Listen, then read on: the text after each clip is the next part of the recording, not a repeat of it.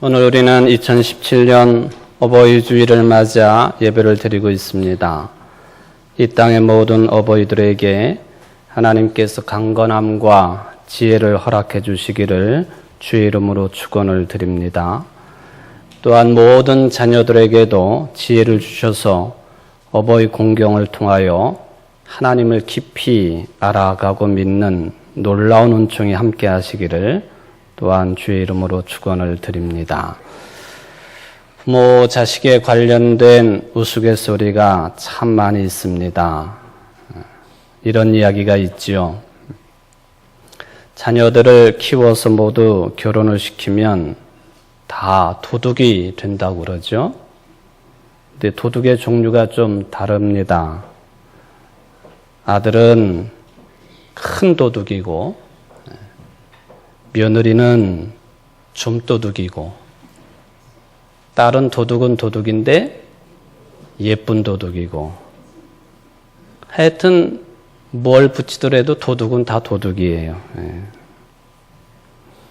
예쁜 도둑인 딸이다 할 때에 뭐든지 가져다 줄 때도 있기는 하지만 틈만 나면은 살펴가지고 지집으로 가져가려고 하는 게 딸이지요. 정신 나간 여자 시리즈도 있대요. 어떤 여자들을 정신 나갔다고 그러느냐 하면은 며느리를 죽어도 딸로 착각하는 여자, 사위를 아들로 착각하는 여자, 며느리 남편이면 자기에게 누구예요? 아들. 며느리 남편을 아직도 자기 아들로 착각하는 여자. 이런 어머니들이 여자들이 정신 나간 거다 그런 이야기를 합니다. 또 이런 말도 있더군요. 장가간 아들은 희미한 옛사랑의 그림자고 며느리는 뭘까요? 잘 아시네. 가까이 하긴 너무나 먼 당신이고 딸은 아직도 그대는 내 사랑. 솔직히 며느리가 딸이 되기가 어렵고 사위가 아들 되기 어렵다고 하는 현실, 이게 우스갯소리로 이렇게 표현은 되고 있습니다만은 그만큼 부모 공경이라고 하는 것이 우리의 현실의 삶 속에서는 낯선 단어가 되었다고 하는 뜻이 될 것입니다. 이런 서글픈 이야기도 있더군요. 아내를 사별한 뒤에 서울의 아들 집에 살게 된 한 어른에 관한 이야기입니다.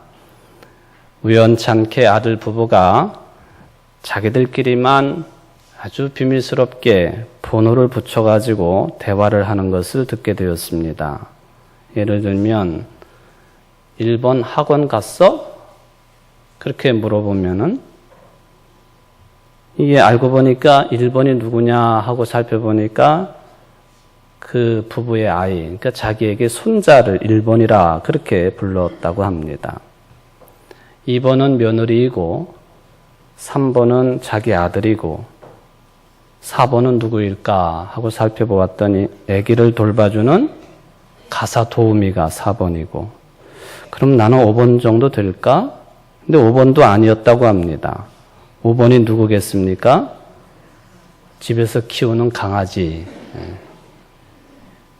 그러니까 이 할아버지가 나는 강아지만도 못하구나.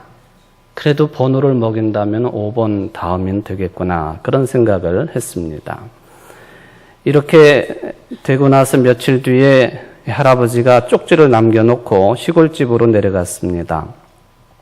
아들에게 남겨놓은 쪽지죠. 3번아 찾지 마라. 6번은 간다.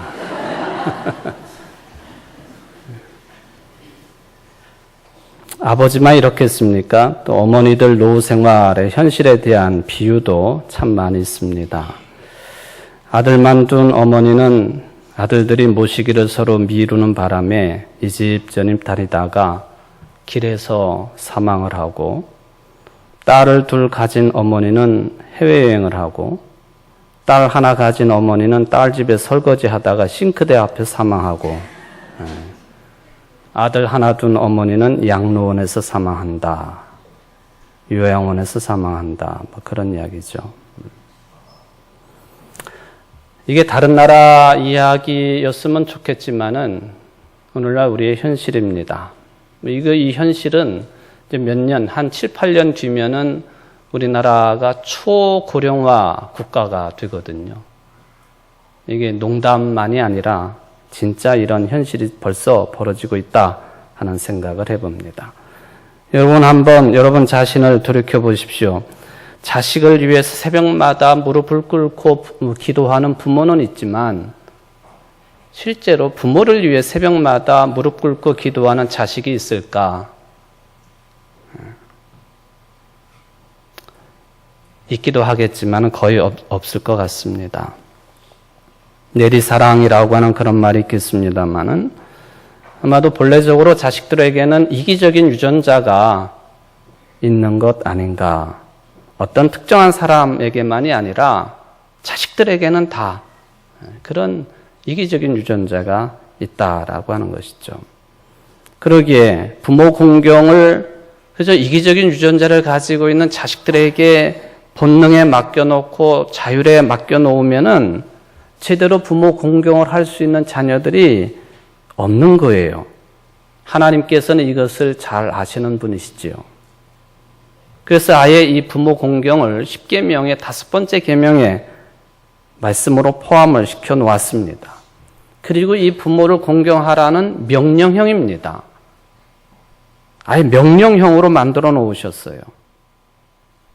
명령하지 않으면 듣지 않을 것이니 명령을 하십니다. 하기야 명령을 해도 듣지 않는 세상을 우리는 살고 있기도 합니다. 5번째 10계명의 5번째 계명 네 부모를 공경하라 말씀이 그것입니다. 이웃을 내 몸처럼 사랑하라고 하나님께서 말씀하셨는데 이 이웃을 즉 사람을 사랑하는 가장 중요한 원리가 뭐냐? 그 출발이 뭐냐? 그 기초가 뭐냐? 어디서부터 행해야 되느냐 할 때 부모가 이웃은 아니지만은 부모를 공경하고 부모를 사랑하는 것으로부터 이웃을 사랑하는 것으로 연결이 된다 하는 그런 말씀이죠. 더욱이 놀라운 것은 부모를 공경하라라고 할 때 이 공경이라고 하는 단어가 히브리어로는 카베드라고 하는 단어를 사용을 하는데요. 이 카베드라고 하는 단어는 아무 때나 사용하는 게 아닙니다. 가장 본질적으로 사용되는 그 의미는 하나님을 경외하라고 할 때 사용되는 단어가 카베드예요. 그런데 부모를 공경하라 할 때에도 카베드를 사용한다는 것입니다. 그러므로 부모를 공경하라고 하는 말은 단순하게 공손히 대해라, 겸손히 섬기라, 먹을 것을 챙겨라 하는 이런 존중하는 정도가 아니라 조심스럽지만은 하나님을 경외하는 것처럼 부모를 공경하며 하나님을 영광스럽게 하는 것처럼 부모의 위상을 영광스럽게 하라 하는 그 뜻으로 우리는 받아야 되겠습니다. 이스라엘 역사를 보면은 하나님께 시내산에서 백성들에게 십계명의 말씀을 주셨을 때에 이 말씀을 가지고 시내산 밑에서 시기적으로 보면 한 2년 정도 이 백성이 훈련을 받은 것으로 되어 있습니다. 그때 레위기 말씀을 보면은 하나님께서 이 말씀을 주셨는데 그 하나님이 누구인지에 대해서 분명하게 기록을 해놓았습니다. 레위기서 19장 2절 3절 말씀입니다. 여호와께서 모세에게 일러 가라사대 너는 이스라엘 자손의 온 회중에게 고하여 이르라 너희는 거룩하라 나 여호와 너희 하나님이 거룩함이니라 너희 각 사람은 부모를 경외하고 나의 안식일을 지키라 난 너희 하나님 여호와니라. 내가 거룩하니까 즉 하나님이 거룩하니까 너희들도 거룩해야 된다. 그런데 바로 이어지는 말씀이 즉 그 거룩한 삶의 두 가지 내용이 포함이 되는데 하나는 부모를 경외하고 그리고 또 하나는 나의 안식일을 지키라 하는 것입니다. 그러니까 부모님을 경외하고 하나님께서 명령하신 안식일을 지키는 그 삶 자체가 거룩한 내용이라는 거예요. 이 정도이니 우리가 생각하고 있는 부모 공경하고는 매우 깊이가 다르다라고 하는 것을 생각을 해볼 수가 있겠습니다. 출애굽을 한 이스라엘이 하나님의 자녀로 광야에 살면서 가장 중요한 것이 바로 이 두 가지를 행함으로 하나님의 성품을 따라서 거룩하게 사는 것이었다라고 하는 것입니다. 만약에 어떤 사람이 이 거룩함을 따르지 못하고, 즉 부모를 경외하지 아니하고 하나님의 안식일을 지키지 못하는 이스라엘 백성이라고 한다면, 그런 사람들이 말로 민족을 사랑하고 인류를 사랑하고 평화를 이야기한다 한들 그는 틀린 것이다 라고 해석이 가능하겠습니다. 어떻게 생각해 보면은 십계명 전체의 말씀, 그 중에서도 이 부모를 공경하라고 하는 이 5번째 계명은 사회와 국가의 근간을 이루어가는, 또 악의 세력으로부터 막아세우는 방파제와 같다는 생각이 듭니다. 바닷가에 세워져 있는 방파제가 태풍을 막고 강한 파도를 막아가지고 사람의 생명과 재산을 보호하고 사회를 안전하게 이루어주는 것처럼 10계명에 특히 이 5계명이 그렇다는 것입니다. 만약에 부모를 공경하라고 하는 말씀이 무시가 되어지고 그저 옛날에나 할 수 있었던 이야기들로 치부를 해버리고 만다면, 즉 그 부모 공경의 둑이 무너져 버린다고 한다면 내 심령도, 우리의 가정도, 교회도, 사회도, 인류 사회 공동체의 뚝이 무너져 버리는 것이다 라고 하는 그런 뜻이 되겠습니다. 이스라엘의 현자들 표현에 따르면요, 세상에는 3종류의 파트너가 있다고 합니다. 그 3 파트너가 누구냐 하면은 하나님이시고 또 아버지이시고 어머니라고 가르쳐 주고 있습니다. 즉 사람이 부모를 공경하면 하나님께서는 그것을 당신 자신을 경외하는 것으로 간주하신다고 하는 의미입니다. 만약에 자녀들이 부모를 공경하지 않으면 하나님께서는 어떻게 생각하시는가? 탈무드 키두신이라고 하는 곳에 기록된 내용을 보면은 하나님께서 이렇게 생각하신다고 그럽니다. 내가 그들 가운데 임하지 않는 것이 온당하다. 왜냐하면 내가 저들 가운데 살면 저들이 나조차도 괴롭힐 것이기 때문이다. 그러니까 부모를 괴롭히는 자들은 하나님을 괴롭힌다. 이제 그렇게 신앙적으로 연결이 된다 하는 것입니다. 성경은 분명히 부모 공경에 대해서 말씀하고 있습니다. 그리고 5번째 계명은 에베소 교회에 보낸 사도 바울의 편지 가운데 보면 이 계명은 약속이 붙어 있는 첫 계명이라고 했습니다. 부모를 공경하라. 그리하면 하면서 공경하는 자들에게 복을 주시는 약속이 되어 있는데 그 약속이 2가지입니다. 살아가는 땅에서 잘 되고 그리고 장수하리라 하는 2가지 종류의 약속입니다. 그러므로 땅에서 잘 되고 장수하기를 원하는가? 그 방법은 성경은 분명히 부모 공경으로부터 시작되는 것이라고 말씀을 했습니다. 여기까지는 우리들이 어버이 주일이기 때문에 매우 소중한 내용으로 봤습니다. 그런데 저는 이 말씀과 더불어서 신명기 4장, 5장, 6장에 드러나 있는 뜻도 함께 생각을 해보려고 합니다. 신명기 5장 16절에 보면은 부모를 공경하라고 하는 10계명의 5계명이 똑같이 나와 있습니다. 다만 상황이 다른 때 주어진 말씀이에요. 이스라엘 백성들이 가나안 40년 광야 생활을 끝나고 가나안 땅에 들어가기 전에 하나님께 주신 말씀인데 아마도 10계명의 확인의 말씀이라고 여겨집니다. 신명기서 5장 16절에서 말씀하시기를 너는 너의 하나님 여호와의 명한 대로 네 부모를 공경하라. 그리하면 너희 하나님 여호와가 네게 준 땅에서 네가 생명이 길고 복을 누리리라. 여기서도 부모를 공경하는 것이 땅에서 잘 되고 장수의 복을 누리는 비결이라고 말씀을 합니다. 그런데 이 5장 16절 이 말씀 중심에 놓고 전장인 4장과 다음 장인 6장 말씀을 계속 연결을 해서 읽다가 보면 이런 뜻도 함께 담겨 있습니다. 부모를 공경하라고 하는 계명 속에는 공경받을 부모가 되라 하는 말씀도 함께 포함되어 있다고 하는 것입니다.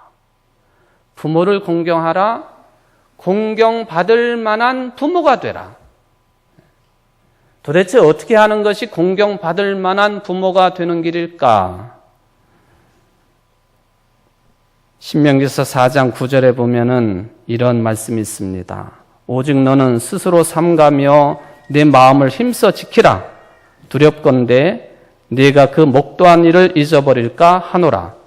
두렵건대 내 생존하는 날 동안에 그 일들이 내 마음에서 떠날까 하노라. 너는 그 일들을 내 아들들과 내 손자들에게 알게 하라. 어떤 부모가 공경받을 만한 부모냐라는 질문 앞에 이것이 분명한 답변입니다. 정말로 부모들이 자녀들에게 기억나지 않을까봐, 잊어버릴까봐 하나님께서 이루어 놓으신 그 일들을 아들들과 손자들에게 알게 하는 부모일 때에 그 부모는 공경받아 마땅한 부모라고 하는 그런 개념이 담겨져 있습니다. 가르침으로 인하여서 잃어버리지 않는 자손이 되게 하라는 것, 이게 부모의 사명입니다. 그러기에 이어서 신명기서 4장 40절에서 말씀하시기를 오늘 내가 네게 명하는 여호와의 규례와 명령을 지키라. 너와 네 후손이 복을 받아 네 하나님 여호와께서 네게 주시는 땅에서 한없이 오래 살리라. 지키게 해라. 그러면 잘 되고 오래 살 것이다. 신명기서는 아예 땅에서 한없이 오래 살 것이라고까지 표현을 해 놓았습니다.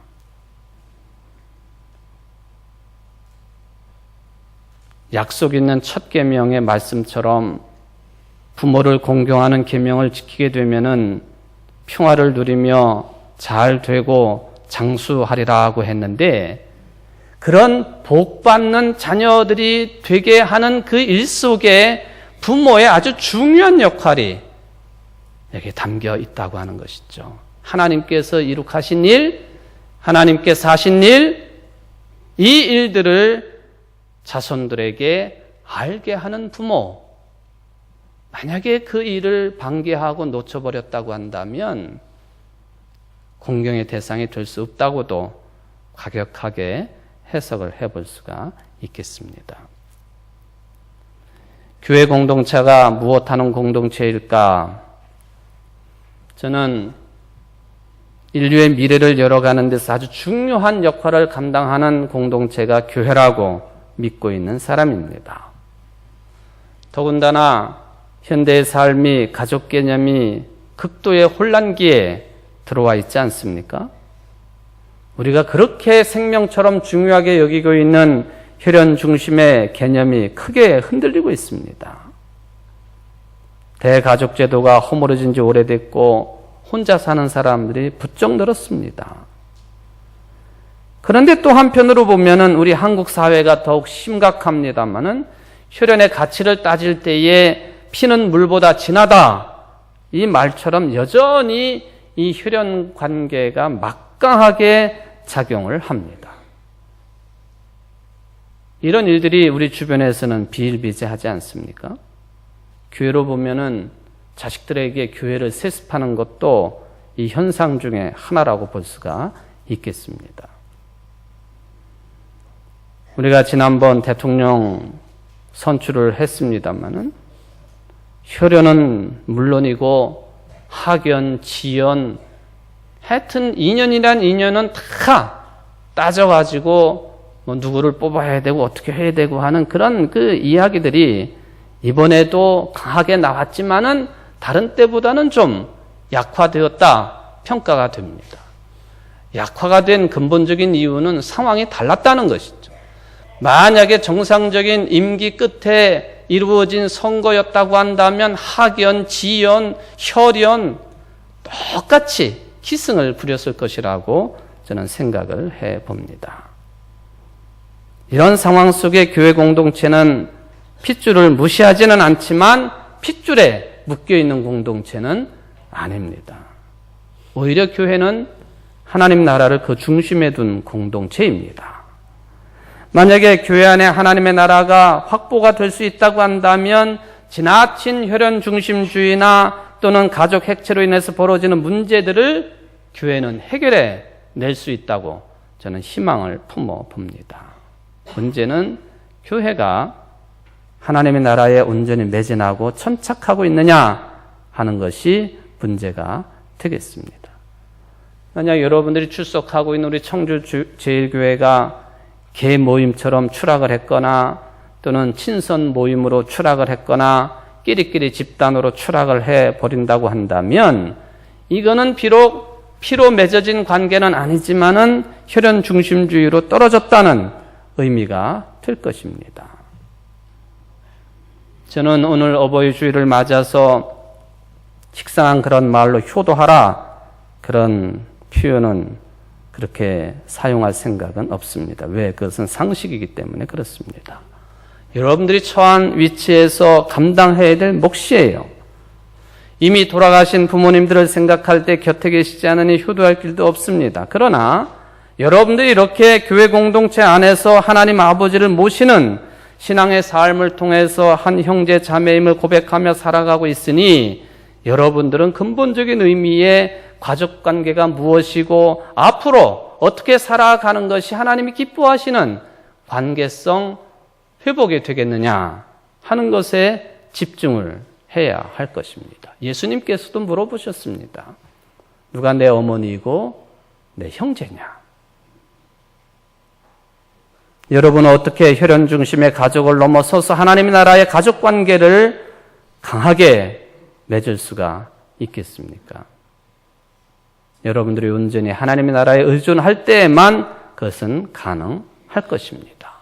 저는 그런 차원에서 볼 때 여기 앉아 계신 여러 성도들이 나이 차이를 불문하고 성별 불문하고 어떤 모습이든지 불문하고 저의 어버이들이고 형제 자매들이라고 하는 신앙 고백을 합니다. 바로 이런 신앙으로 살아가는 것이 땅에서 잘 되는 것이고 또 장수하는 길이다라고 하는 하나님의 말씀의 성취가 되겠습니다. 이 말씀의 성취를 삶으로 이용해 나가는 여러분들 되시기를 주의 이름으로 축원을 드립니다. 기원전 106년에 로마에서 태어난 키케로라고 하는 사람이 있지요. 문인이고 또 철학자이고 정치가이고 웅변가였습니다. 본래 이름 마르쿠스 툴리우스 키케로입니다마는 당시에 어느 학파에도 치우치지 않고 모든 학파를 적절하게 조율을 했던 철학의 대가로 손꼽히는 사람입니다. 이분이 하나 냈는데 키케로의 노년에 대하여라고 하는 그런 책입니다. 이 책 내용 속에 보면은 누구라도 경험하는 것이 노년기에 대한 두려움입니다. 그리고 나이 들음에 대한 잘못된 인식, 이런 거에 대해서 바로잡고 그리고 나이 든 사람들이 가지고 있는 장점, 즉 노년기에 가지고 있는 장점들을 논리적으로 정리해 놓은 책이 키케로의 노년에 대하여라고 하는 책이 되겠습니다. 물론 노년기 사람들만 국한되지 아니하고 단 한 번의 인생을 살아가고 있는 그 어떤 사람들도 어떤 마음가짐으로 지내야 될 것이냐 하는 것에 대한 가르침도 함께 담겨 있습니다. 키케로는 노년기를 두려워하는 이유를 4가지로 정리를 했습니다. 첫 번째가 체력적으로 한계를 느낀다는 것입니다. 체력적인 한계. 두 번째, 건강을 잃기 쉽다고 하는 것입니다. 세 번째, 육체적인 쾌락을 누리기 힘들다고 하는 점입니다. 그리고 네 번째, 죽음이 바로 코앞에 있다고 하는 점을 강하게 느낀다고 하는 그런 두려움의 내용입니다. 그런데 키케로는 이런 이유들은 물론 그런 두려움의 근거들이 있기는 합니다만은 자기 자신이 어떻게 마음을 먹는지에 따라서 그게 두려움이 될 수도 있지만은 또한 그것이 큰 장점으로 발휘가 될 수 있다고 하는 그런 주장을 폈습니다. 예를 들면 체력이 쇠약해져 가지고 노년이 비참하다 그렇게만 생각하는 사람들에게는 근면 성실하게 체력을 단련하고 원숙함과 강인한 정신력을 무기 삼아서 후손들에게 본보기가 되도록 노력하라고 하는 권면을 해주고 있습니다. 또 쾌락에서 멀어져 노년이 싫다고 하는 사람들에게 쾌락의 유혹에서 벗어나는 것 자체가 축복이라고 키케로는 이야기를 합니다. 충동적인 이 육체적인 쾌락보다는 명예로운 정신적인 쾌락을 조철하고 권면을 해주고 있습니다. 또 죽음이 목전이다. 이것 때문에 두려워하고 있는 사람들에게 죽음은 모든 사람들이 겪는 일이기 때문에 죽음을 다른 관점에서 생각하고 행동하는 법을 배워야 된다고 권면을 해주고 있습니다. 일반적인 내용일 수도 있지만은 더 깔끔하게 노년기에 두려움을 가지고 있는 사람들이 참고할 만한 그런 내용이라고 저는 생각을 해봅니다. 어떤 남자가 병원을 찾아와가지고는 의사에게 심각하게 대담을 합니다. 선생님, 제가 이렇게 해가지고 100살까지 살 수 있을까요? 의사가 술, 담배를 하십니까? 아니요. 운전은 하시나요? 아니요. 저는 그런 위험한 일은 절대 안 합니다. 도박하시나요? 아니요. 여자를 좋아하시나요? 아니요. 저는 그런 거에 전혀 관심이 없습니다.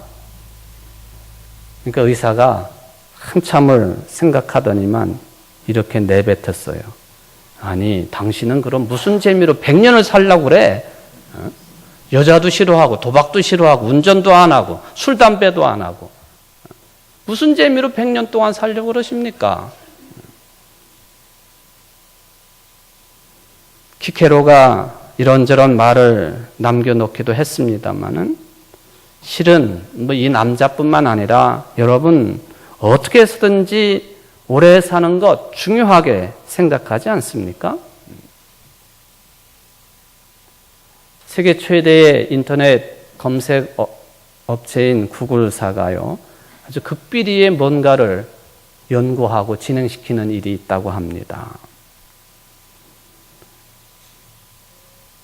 이 분야에 대해서 독일의 한 연구소, 또 미국의 유명한 일리노이대, 또 남아프리카 공화국의 프레토리아 대학교 공동 연구진이 이 구글사가 지금 무엇을 비밀리에 연구하고 있는가에 대한 일단의 답을 내놓은 것이 있습니다.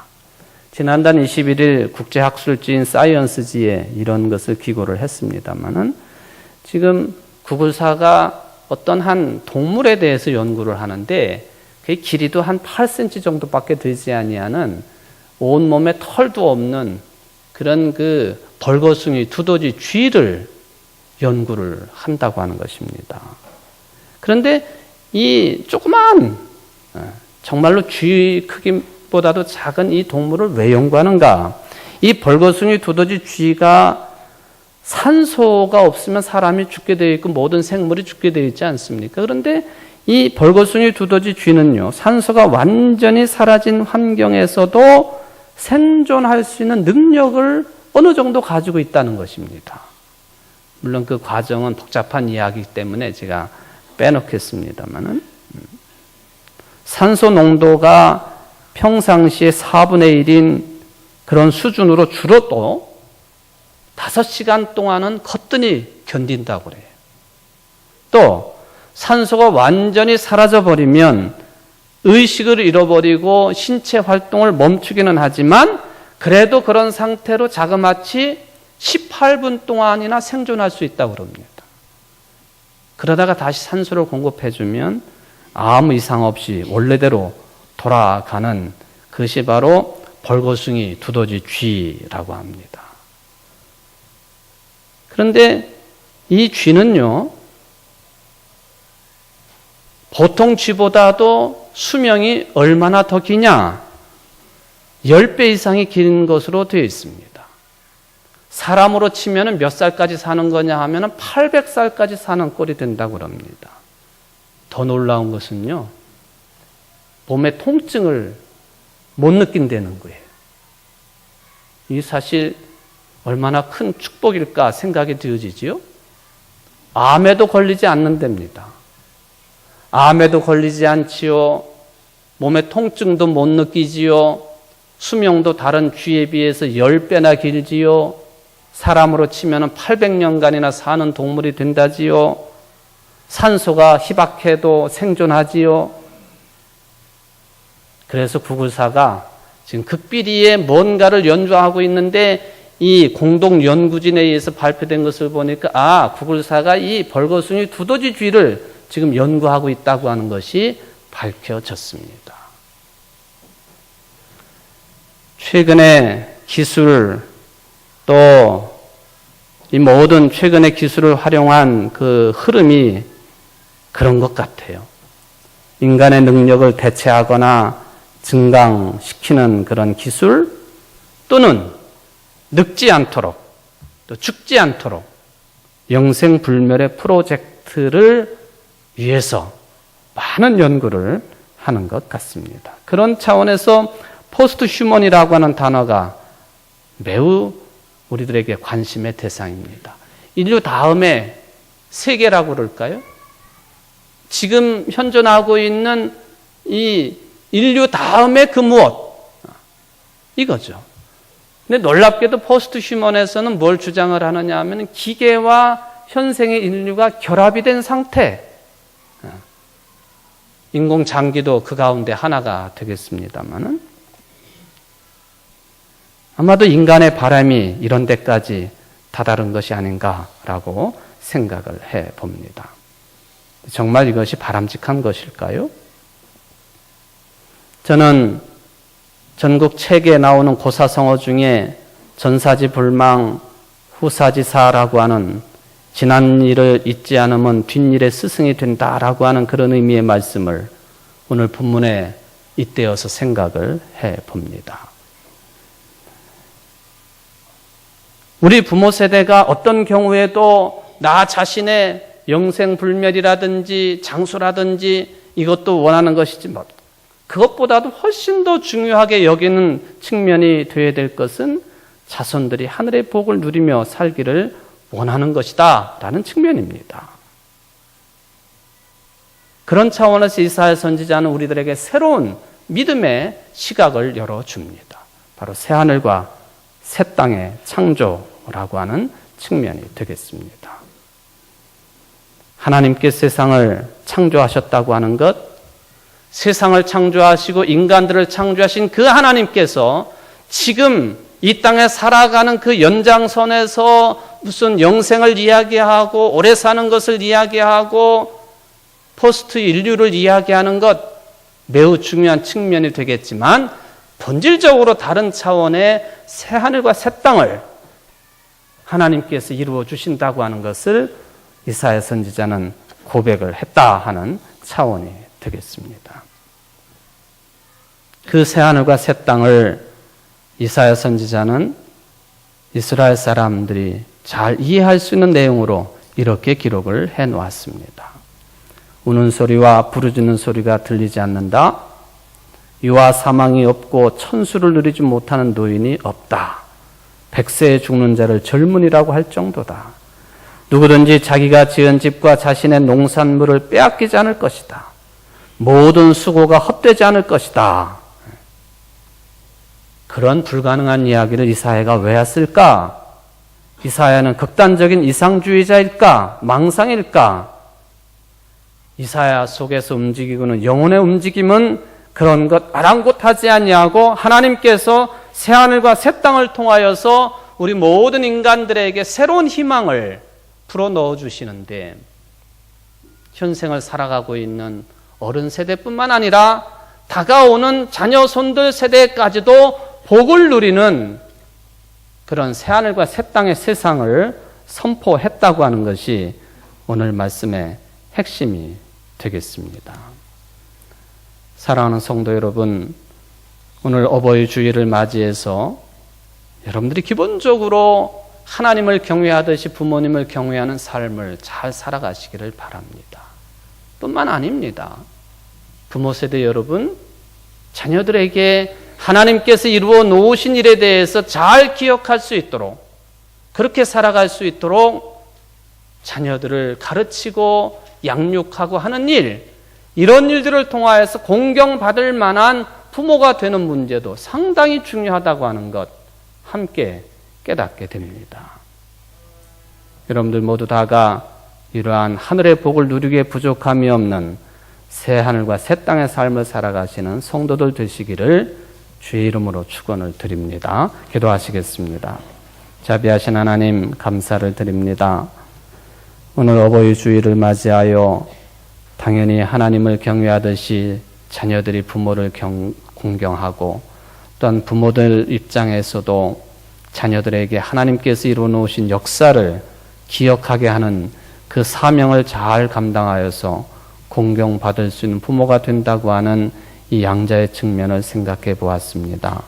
우리 모두 다가 이 일들에 충성을 다하는 성도들이 되게 하셔서 새하늘과 새 땅의 주인공들이 될 수 있도록 축복을 내리워 주옵소서. 예수님의 이름으로 간절히 기도하옵나이다. 아멘.